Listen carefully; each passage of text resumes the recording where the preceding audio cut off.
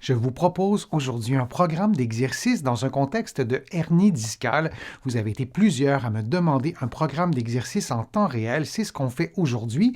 Je vous invite à visionner mes autres vidéos sur la hernie discale pour en connaître davantage sur ce problème de santé. Mise en garde, aucun exercice ne doit augmenter ni reproduire la douleur. Si c'est le cas, vous ne faites pas l'exercice et vous consultez un professionnel de la réadaptation. Maintenant, on y va avec le programme d'exercice.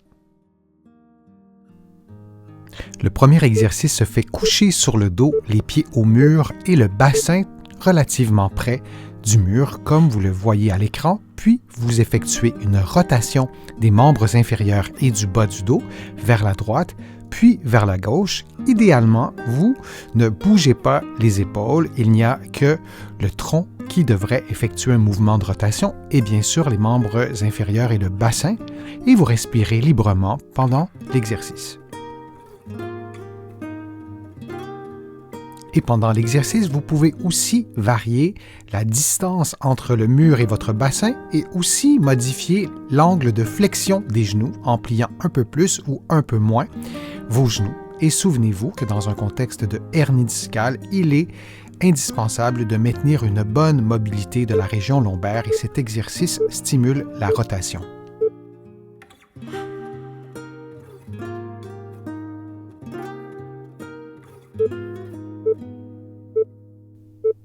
Et le prochain exercice est un exercice de souplesse des muscles fessiers. Dans la même position, vous placez une cheville sur le genou opposé et avec vos mains, vous placez votre genou ou vous dirigez votre genou vers l'épaule opposée pendant quelques secondes, tout ça en respirant librement et vous tentez de ne pas bouger votre bassin lorsque vous tendez votre genou vers l'épaule opposée.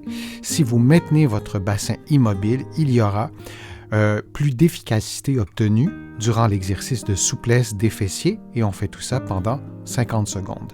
La souplesse des fessiers, dans un contexte de hernie discale, permet une meilleure mobilité de l'ensemble de la région du bas du dos, mais aussi des hanches du bassin.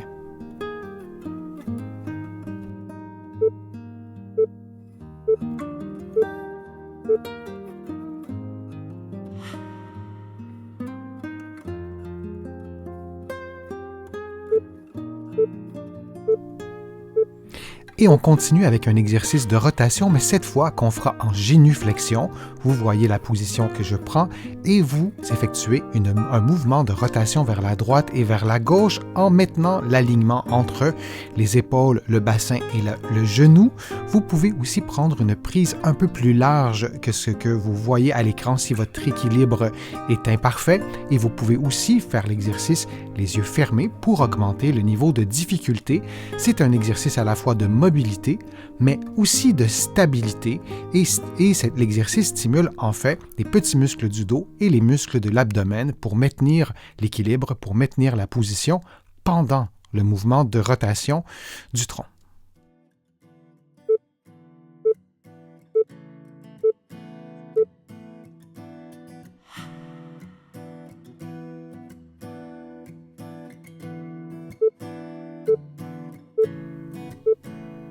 L'exercice suivant se fait au sol. Vous pouvez aussi le faire sur une chaise. Vous effectuez un mouvement de rotation, les mains sur les épaules et vous inclinez vers la droite le plus loin possible, puis vers la gauche aussi le plus loin possible et assurez-vous que l'inclinaison survienne également à la région lombaire. Il n'y a pas seulement le haut du corps qui doit bouger, mais aussi le bas du corps, en fait le bas du dos, pour bien mobiliser la région lombaire en inclinaison.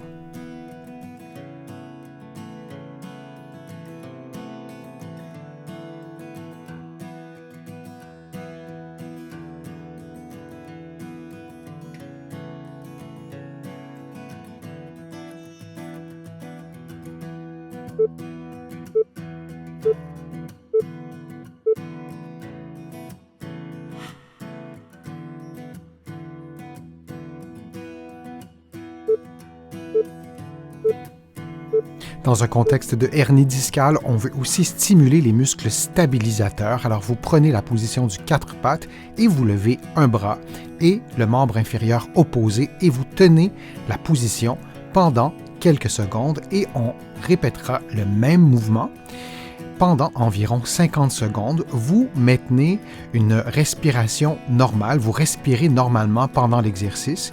Si vous le souhaitez, avant de lever le bras et le membre inférieur, vous pouvez contracter le muscle transverse, c'est-à-dire que vous rentrez le nombril et vous gardez cette contraction pendant les quelques secondes pendant lesquelles vous avez levé votre bras et le membre inférieur opposé. Et on continue pendant encore quelques secondes. On fera le côté opposé un peu plus tard durant le programme d'exercice.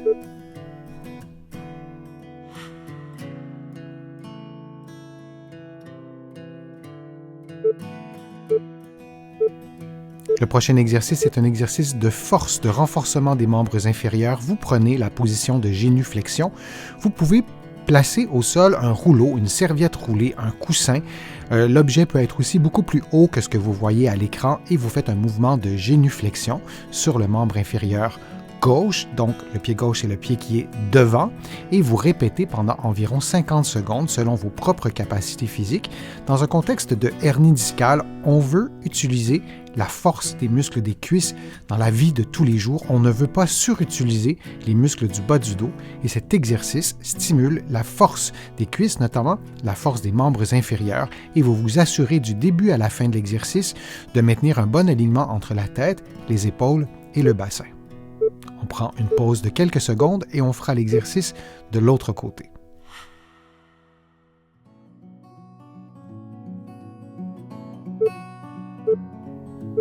Et on fait maintenant l'exercice de l'autre côté dans la position inverse en plaçant le pied droit devant et on prend la position de génuflexion. Vous placez un rouleau, un objet un peu plus haut, un coussin, peu importe, pour faciliter le mouvement. Si votre force est insuffisante pour faire le mouvement sans rouleau, sans objet, vous pourriez aussi faire l'exercice exactement de cette façon, sans placer d'objet et en plaçant votre genou directement au sol. Et on fait l'exercice pendant 50 secondes.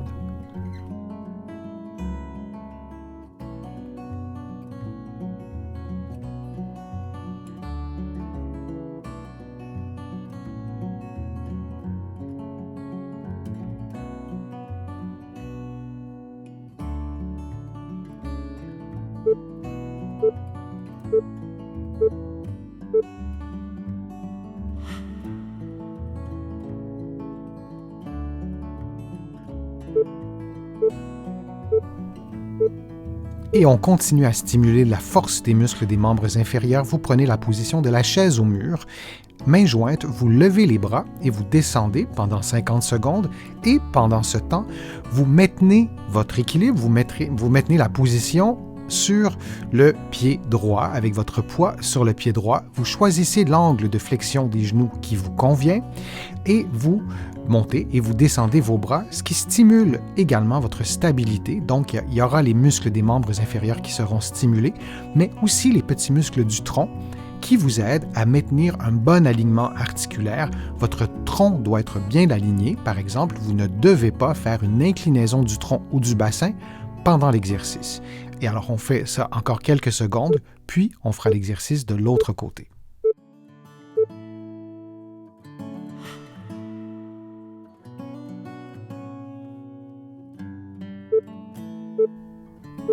Et on fait maintenant le même exercice, mais de l'autre côté, donc en plaçant votre poids sur votre pied gauche et la cheville droite et donc sur le genou gauche.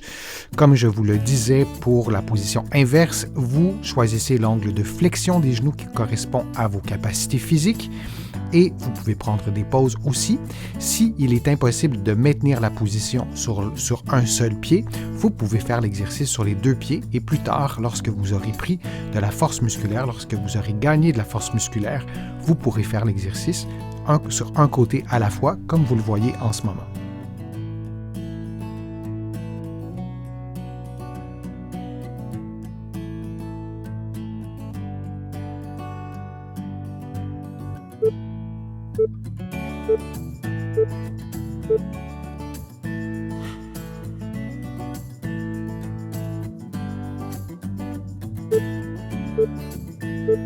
Le prochain exercice se fait au sol dans la position à quatre pattes. C'est le même exercice qu'on a fait tout à l'heure, mais en sens inverse. Vous levez donc votre bras gauche avec le membre inférieur droit et vous tenez la position quelques secondes, vous prenez une pause et vous reprenez la même position puisqu'on aura fait le mouvement inverse un peu plus tôt dans le programme d'exercice. Avant de lever le bras et le membre inférieur, vous pouvez rentrer le ventre ou le nombril, donc vous contractez le muscle transverse et vous maintenez cette contraction durant le temps que vous aurez pris pour lever le bras et le membre inférieur et pendant tout l'exercice, vous respirez librement. Si vous voulez savoir comment bien contracter le muscle transverse, vous allez trouver sur ma chaîne des vidéos qui vous expliquent vraiment en détail comment contracter le muscle transverse.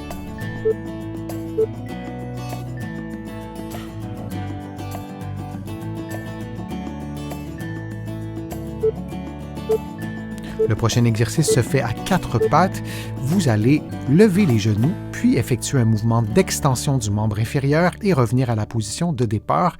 Vous répétez cette séquence en inversant, en alternant en fait entre le côté gauche et le côté droit. On le fera pendant 60 secondes. Vous allez probablement sentir que l'exercice stimule les muscles de l'abdomen, mais stimule aussi les muscles des membres inférieurs et les fessiers. Alors on continue pendant un total de 60 secondes.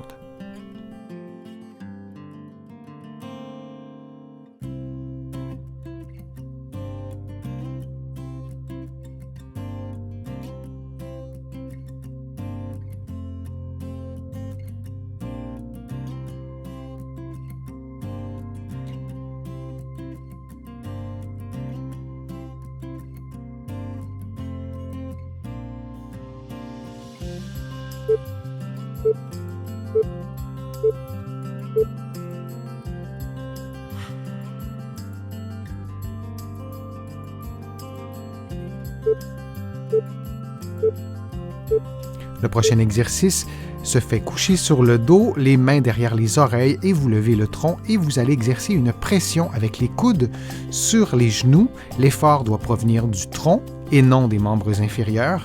Les mains placées derrière les oreilles ne doivent pas exercer une pression sur la tête et vous maintenez la tension sur les genoux un nombre de secondes qui correspond à vos capacités. Vous redescendez et vous répétez cette séquence pendant 60 secondes.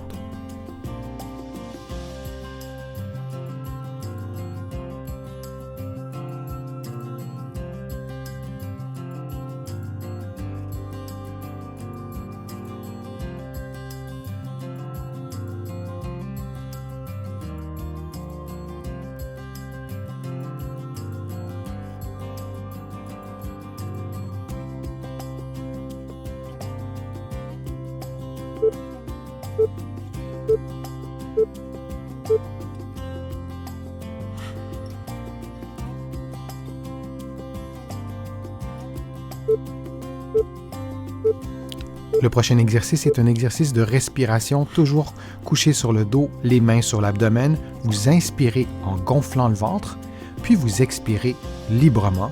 Et pendant cet exercice, vous vous détendez. Il est absolument indispensable d'arriver à contrôler cette respiration abdominale. Le muscle, le diaphragme, le muscle principal de la respiration s'attache notamment au bas du dos. Alors on veut que ce muscle fonctionne le plus normalement possible.